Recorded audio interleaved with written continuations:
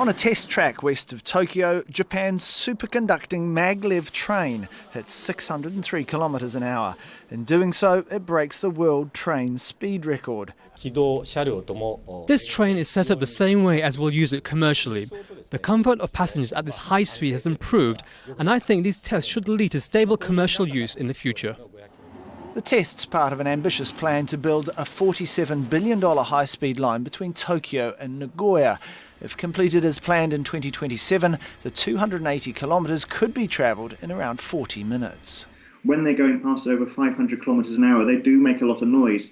And so by having them deep underground, and we're talking about at least 40 metres underground, it's thought that they're out of the way and so on. And of course, once you're underground, you don't have to be worrying about trying to navigate around corners and so on, because you can effectively draw a track point to point and almost have an exact straight line.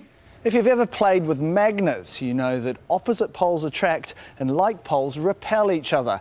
And this is the idea behind magnetic levitation. Powerful superconducting magnets in the track and the train lift it about 10 centimetres off the ground. Then another set of electromagnets push it along. Because it's riding on a cushion of air, there's little friction. This makes it a smooth ride and potentially very fast.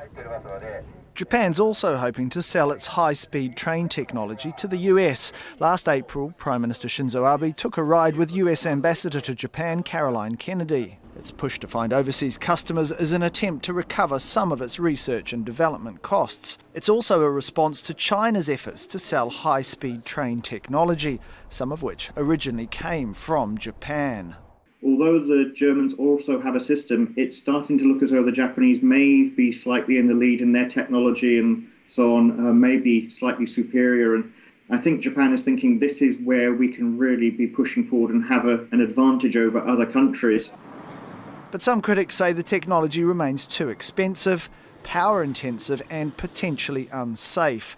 They say an event like an earthquake could knock the train off its line, and at such high speeds it would have a devastating effect. But Japanese engineers say their early warning system can deal with this, and the continuing tests will prove the safety and efficiency of this new generation of trains.